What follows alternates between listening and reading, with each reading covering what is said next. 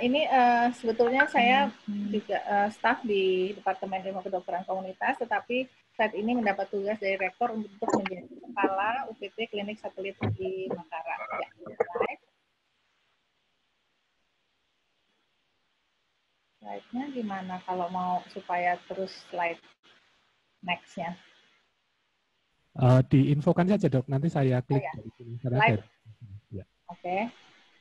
Jadi klinik satelit UI Makassar ini adalah klinik universitas yang melayani warga UI dan masyarakat, sekaligus menjadi wahana pendidikan penelitian kesehatan di layanan primer dan telah menjadi KPRJ BPJS sejak Oktober 2018. Jadi kenapa disebut satelit? Karena konsepnya adalah satelit dari rumah sakit ya, dalam academic health system. Jadi tanggal 25 Januari memang kami sudah mulai di Instagram Klinik Satelit untuk ikut memberi promosi kesehatan atau penyebaran informasi mengenai coronavirus ini, gitu. Jadi itu sebelum ditemukan adanya COVID positif di Indonesia, ya. Slide.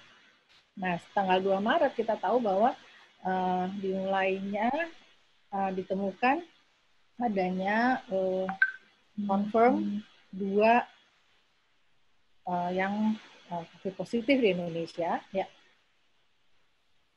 Terus sehingga pada tanggal 3 Maret di Instagram dari Klinik Satelit kita terus mengedukasi mengenai apakah saya terinfeksi COVID-19 atau tidak. Jadi ini karena staf warga UI sudah mulai heboh juga seperti sebagaimana yang di Indonesia, bahwa ternyata Indonesia itu tidak seperti yang di medsos bilang bahwa orangnya kuat-kuat dan sebagainya gitu, sehingga kok nggak positif-positif, padahal di negara lain yang terdekat-dekat sudah positif gitu.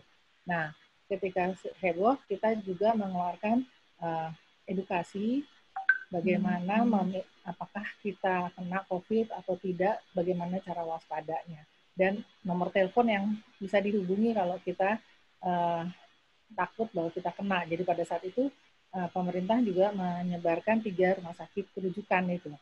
Ya, silakan. Nah, ini adalah jumlah kasus pada bulan Maret, di awal bulan Maret, kalau kita lihat bahwa masih sangat tinggi jumlah kunjungan yang datang ke klinik satelit, gitu ya.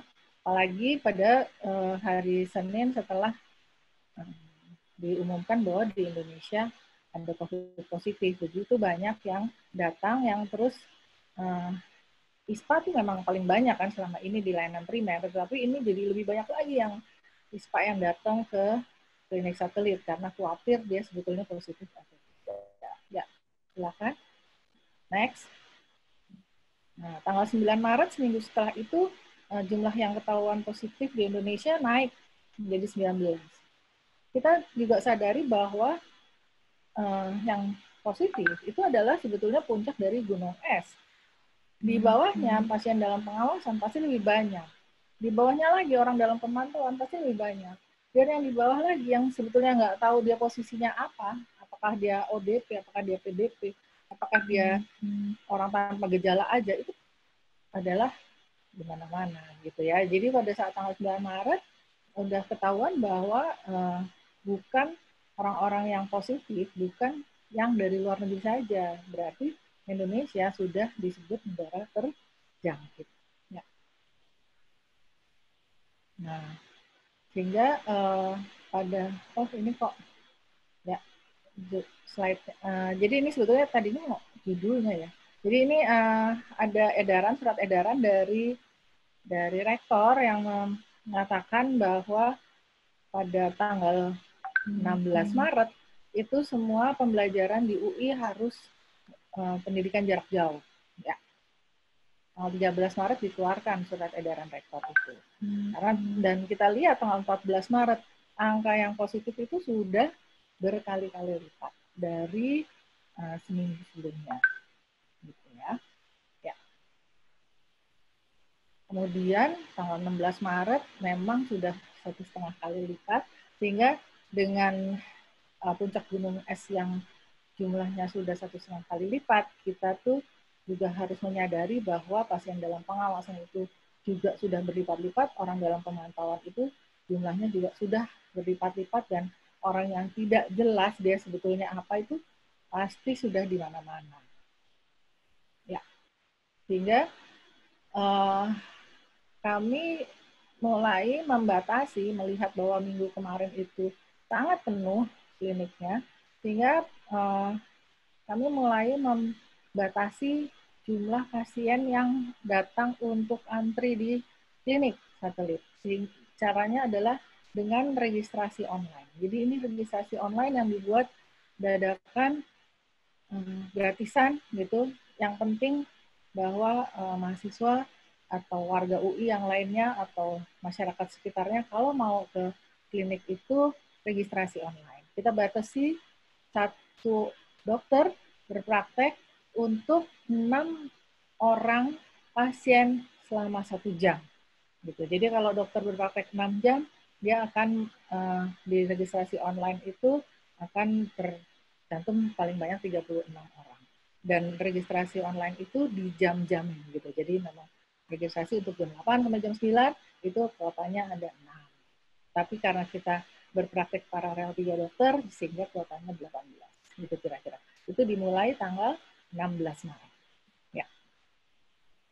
Nah, tapi kita juga mengetahui bahwa ini sesuai dengan edaran. Jadi edaran dari UI itu kemudian pada hari Senin itu keluar edaran bahwa pelayanan di UI itu harus pendik dan dosennya masuknya harus 50-50, dan kemudian hanya jam 9 sampai jam 15, yang biasanya jam 8 sampai jam 16. Dan sebab itu klinik satelit juga menyesuaikan jam bukanya dan Sabtu ditutup. Ya.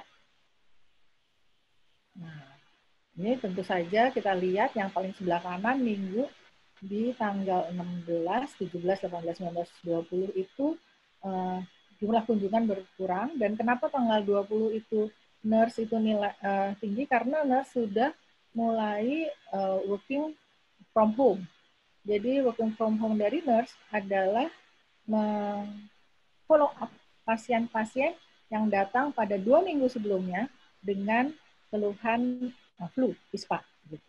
Jadi semuanya di follow up untuk terus kemudian sudah sembuh atau belum, atau gejalanya yang berat. Gitu. Sehingga ini juga seiring dengan itu di layanan gigi pun kita batasi mengenai tindakan, jenis tindakannya. Selain juga dibatasi jumlahnya dan tetapi juga dibatasi jenis tindakannya. Ya. Nah, tanggal 20 Maret keluar lagi SE gitu bahwa seluruhnya PJJ. Jadi pada saat ini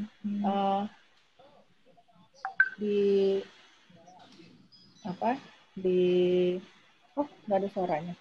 Maaf. Pada saat ini di UI itu sudah mulai untuk full PJJ dan terus kemudian membatasi orang yang masuk ke kampus dan juga asrama juga mulai dipulangkan. Ya. Silakan. Nah, kita tahu bahwa semuanya lewat online pelajarannya dan juga konselingnya itu dibatasi, padahal konseling psikologi itu biasanya agak ramai. Sehingga konseling juga membuat flyer-flyer untuk bagaimana mahasiswa yang sedang di rumahnya tidak menjadi stres, gitu ya. Jadi kita memberikan bagaimana mengelola stres lewat online. Ya. Nah, karena animo untuk berobat itu masih tinggi, walaupun kita membatasi kuota, jadi itu memang hasil dari jumlah kunjungan itu berkurang karena pembatasan kuota, tetapi sebetulnya mereka komplain gitu. Nah, jadinya kita juga mesti menjelaskan bahwa apakah benar-benar harus konsultasi online, harus konsultasi ke klinik gitu. Apakah nggak di rumah aja gitu konsultasinya, sehingga kita pada saat itu sudah berpikir apa kita ubah ya konsultasinya menjadi konsultasi online. Ya.